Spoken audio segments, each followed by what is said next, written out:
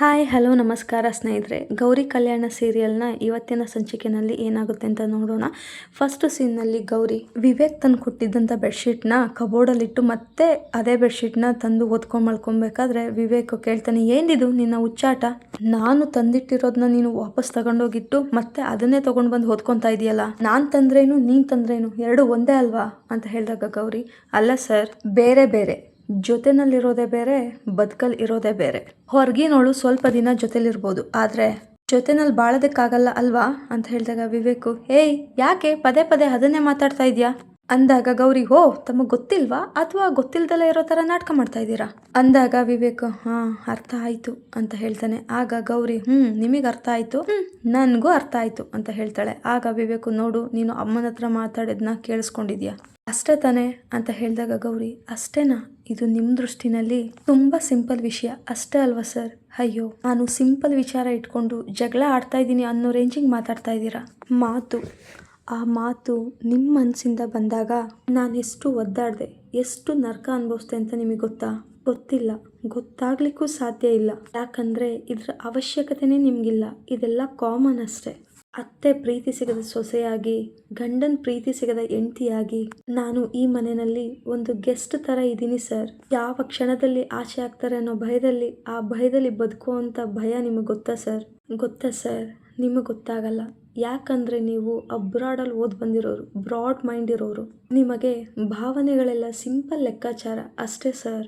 ಆದರೆ ನಮಗೆ ಭಾವನೆನೇ ಜೀವ ಸರ್ ಅಂತ ಹೇಳಿದಾಗ ವಿವೇಕ್ ಅವಳ ಹತ್ರ ಬಂದು, ನೋಡು ನೀನು ಈ ಥರ ಕಣ್ಣೀರು ಹಾಕೋದು ನನಗೆ ಇಷ್ಟ ಆಗಲ್ಲ ಅಂತ ಹೇಳಿದಾಗ ಗೌರಿ, ಹಾಗಂತ ನಾನು ಕಣ್ಣೀರು ಒರ್ಸಕ್ಕೆ ಬರಬೇಡಿ ಸರ್. ನಾನು ಕಣ್ಣೀರು ಹಾಕಬೇಕು ಅಂತಂದರೆ ಆ ದುಃಖಕ್ಕೂ ಭಯ ಆಗಬೇಕು. ಅದಕ್ಕೆ ನಾನು ಎದೆಗೂಡ್ನಲ್ಲೇ ಕಣ್ಣೀರನ್ನ ಬಚ್ಚಿಡ್ತೀನಿ ಹೊರತು ನಿಮ್ಮ ಮುಂದೆ ಆಚೆ ತರಲ್ಲ ಅಂತ ಹೇಳ್ಬಿಟ್ಟು ಓದ್ಕೊಂಡು ಮಲ್ಕೊತಾಳೆ. ಆಗ ವಿವೇಕ್ ಅವಳ ಹತ್ರ ಬಂದ್ಬಿಟ್ಟು, ಓ ನಿನಗೆ ಮಾತ್ರ ನಾನು ನಿದ್ದೆ ಬರೋದು, ನನಗೂ ಚೆನ್ನಾಗೇ ನಿದ್ದೆ ಬರುತ್ತೆ ಅಂತ ಹೇಳ್ಬಿಟ್ಟು ಹೋಗಿ ಮಲ್ಕೊಳ್ಳೋಕೆ ಅಂತ ಹೋಗ್ತಾನೆ. ಆಗ ಅವನಿಗೆ ಬಿಕ್ಲಿಕ್ಕೆ ಸ್ಟಾರ್ಟ್ ಆಗುತ್ತೆ. ಆಗ ಗೌರಿ ಎದ್ದೋಗಿ ನೀರನ್ನ ತಂದು ಕೊಡ್ತಾಳೆ. ಆಗ ವಿವೇಕು, ಏನಕ್ಕೆ ನೀರು ಕೊಡ್ತಾ ಇದೆಯಾ? ಯಾಕೆ ಇವಾಗ ನೀರು ಕೊಟ್ಬಿಟ್ಟು ಜೊತೆನಲ್ಲಿ ಇರೋಳು ಮತ್ತೆ ಬದುಕೊಳ್ಳಲ್ಲ ಅಂತ ಹೇಳ್ಬಿಟ್ಟು ಮತ್ತೆ ಟಾಂಗ್ ಕಡಕ್ಕ ಅಂತ ಕೇಳಿದಾಗ ಗೌರಿ, ನನ್ನ ಗಂಡ ಬೇಕಾದ್ರೆ ನನಗೆ ಜೊತೆನಲ್ಲಿ ಬದುಕೊಳ್ಳಲ್ಲ ಅಂತ ಹೇಳ್ಬೋದು, ಆದರೆ ನಾನು ಯಾವತ್ತೂ ಹಾಗೆ ಹೇಳಲ್ಲ, ಕುಡೀರಿ ಅಂತ ಹೇಳ್ತಾಳೆ. ವಿವೇಕು, ನನಗೆ ಬೇಡ ಅಂತ ಹೇಳಿದ್ರು ಕೂಡ ಗೌರಿನೇ ಹತ್ರ ಹೋಗಿ ಕುಡಿಸ್ತಾಳೆ. ನೆಕ್ಸ್ಟ್ ಸೀನ್ನಲ್ಲಿ ಬೆಳಗ್ಗೆನೆ ಅನಿಕೇತು ಮೋನಿಕಾ ಮಾಡಿರೋಂಥ ಆ್ಯಡ್ ಶೂಟ್ನ ನೋಡ್ತಾ ಇರ್ತಾನೆ ಮೊಬೈಲಲ್ಲಿ. ಅಲ್ಲಿಗೆ ಬಂದಂಥ ಮೋನಿಕಾ, ಹೇಗಿದೆ ಅನಿಕೇತ್ ಆ್ಯಡ್ ಶೂಟ್ ಅಂತ ಕೇಳಿದಾಗ, ಕೇಳ್ತೀಯಲ್ಲ ಮೋನಿಕಾ, ಸೂಪರ್ ಆಗಿದೆ, ನಿನಗೆ ಇಷ್ಟು ದೊಡ್ಡ ಟ್ಯಾಲೆಂಟ್ ಇದೆ ಅಂತ ಗೊತ್ತೇ ಇರಲಿಲ್ಲ ನನಗೆ. ನಿಜ ಹೇಳ್ತಾ ಇದ್ದೀನಿ, ಈ ವಿಡಿಯೋ ಏನಾದರೂ ಸೋಷಿಯಲ್ ಮೀಡಿಯಾದಲ್ಲಿ ಬಂದರೆ ನಿನ್ನನ್ನು ಯಾರ ಕೈಯಿಂದನೂ ಹಿಡಿಯೋಕ್ಕಾಗಲ್ಲ ಅಂತ ಹೇಳಿದಾಗ ಮೋನಿಕಾ, ಹಲೋ, ಸೋಷಿಯಲ್ ಮೀಡಿಯಾದಲ್ಲಿ ಬರೋದೇನು, ಆಲ್ರೆಡಿ ಬಂದಾಯಿತು, ಹಾಗೆಯೇ ರಾತ್ರಿ ವೈರಲ್ ಆಗ್ತಾ ಇದೆ. ನನ್ನ ಲೆವೆಲ್ ಏನು ಅಂತ ಇಡೀ ಪ್ರಪಂಚಕ್ಕೆ ಗೊತ್ತಾಗುತ್ತೆ ಅಂತ ಹೇಳಿದಾಗ ಅನಿಕೇತ್, ಹೌದಾ ಮೋನಿಕಾ, ಇರು, ಈಗಲೇ ಕೆಳಗಡೆ ಹೋಗಿ ಮನೆಯವ್ರಿಗೆಲ್ಲ ಈ ಗುಡ್ ನ್ಯೂಸ್ ಹೇಳ್ಬಿಟ್ಟು ಬಂದ್ಬಿಡ್ತೀನಿ ಅಂತ ಹೇಳ್ತಾನೆ. ಆಗ ಮೋನಿಕಾ, ಬೇಡ ಅನಿಕೇತ್, ನಾವೇನು ಅಂತ ನಾವೇ ಡಂಗೂರ ಸಾರಬಾರ್ದು, ಹಾಗೆ ಬೇರೆಯವರಿಂದ ಗೊತ್ತಾಗಬೇಕು. ಟಿವಿ, ಮೊಬೈಲು, ನ್ಯೂಸು ಎಲ್ಲ ಕಡೆ ನಾನೇ ರಾರಾಜಿಸ್ತಾ ಇರ್ತೀನಿ.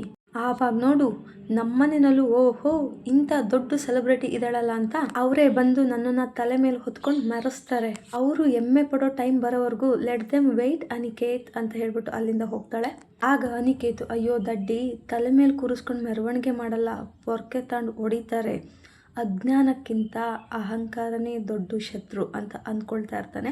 ಅಷ್ಟರಲ್ಲಿ ಚಂಚಲ ಬಂದು ಮೊಬೈಲ್ ಇಸ್ಕೊಂಡು ಆ ಆ್ಯಡ್ ಶೂಟ್ನ ನೋಡ್ತಾಳೆ. ನೋಡಿ, ಬ್ರಿಲಿಯಂಟ್ ಅನಿಕೇತ್, ಆ ಫೂಲೋ ಈಗೋ ಈಸ್ ಅವರ್ ಬಿಗ್ಗೆಸ್ಟ್ ವೆಪನ್. ಆ ದಡ್ಡಿಗೆ ಅವಳು ಏನು ಮಾಡ್ತಾ ಇದ್ದಾಳೆ, ಎಂಥ ಬೆಂಕಿ ಕೊಂಡದಲ್ಲಿ ಕೈ ಹಾಕ್ತಾ ಇದ್ದಾಳೆ ಅನ್ನೋ ಪರಿಜ್ಞಾನನೇ ಇಲ್ಲ.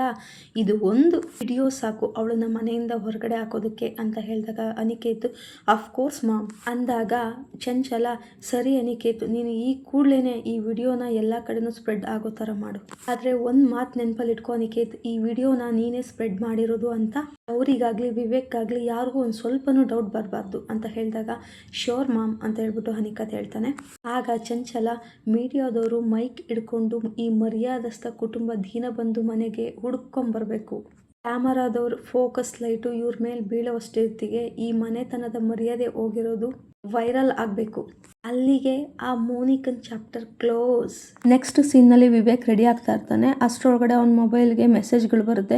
ಆಗ ವಿವೇಕು, ಇದೇನಿದು ಇಷ್ಟೊಂದು ಮೆಸೇಜ್ಗಳು ಬರ್ತಾ ಇದೆಯಲ್ಲ. ಮೊಬೈಲ್ ಓಪನ್ ಮಾಡಿ ನೋಡಿದ್ರೆ ಅದು ಮೋನಿಕಾ ಮಾಡಿರೋಂಥ ಆ್ಯಡ್ ಶೂಟ್ ಆಗಿರುತ್ತೆ. ಅದನ್ನು ನೋಡಿಬಿಟ್ಟು Vivek, what the hell is this, ಏನು ನಡೀತಾ ಇದೆ ಇಲ್ಲಿ ಅಂತ ಹೇಳ್ಬಿಟ್ಟು ಕಿರ್ಚ್ಕೊಳ್ತಾ ಇರ್ತಾನೆ. ಆಗ ಗೌರಿ ಯಾಕ್ರಿ ಯಾಕೆ ಇಷ್ಟೊಂದು ಕಿರ್ಚ್ಕೊತಾ ಇದ್ದೀರಾ ಅಂತ ಕೇಳ್ದಾಗ ವಿವೇಕು ಏನು ನಡೀತಾ ಇದೆಯಾ ನೋಡಿಲ್ಲಿ ಅಂತ ಹೇಳ್ಬಿಟ್ಟು ಮೊಬೈಲ್ನ ಗೌರಿ ಕೈ ಕೊಡ್ತಾನೆ. ಗೌರಿ ಕೂಡ ಆ ಆಡ್ ಶೂಟ್ನ ನೋಡ್ತಾಳೆ. ನೋಡ್ಬಿಟ್ಟು ಏನಿದು ಅಕ್ಕ ಇಲ್ಲಿ ಅಂತ ಕೇಳ್ಬೇಕಾದ್ರೆ ವಿವೇಕ್ ಇದೆಲ್ಲ ನಡೀತಾ ಇರ್ಬೇಕಾದ್ರೆ ನೀನ್ ಅಕ್ಕನ ಗಂಡ ಅನಿಕೇತು ಏನ್ ಕತ್ತೆ ಕಾಯ್ತಾ ಇದ್ನಾ, ಹೆಂಡತಿ ಹೋಗಿ ಎಲ್ಲೆಲ್ಲೋ ಏನೇನೋ ಮಾಡ್ತಾ ಇದ್ದಾಳೆ, ಅದ್ರ ಕಾಮನ್ ಸೆನ್ಸ್ ಇಲ್ವಾ ಅವನಿಗೆ, ಡ್ಯಾಮೇಜ್ ಬಿಡಿಲಿ ಅಂತ ಹೇಳ್ಬಿಟ್ಟು ಮೊಬೈಲ್ನ ಕಿತ್ಕೊಂಡು ರೂಮಿಂದ ಹೊರಗಡೆ ಹೋಗ್ತಾನೆ.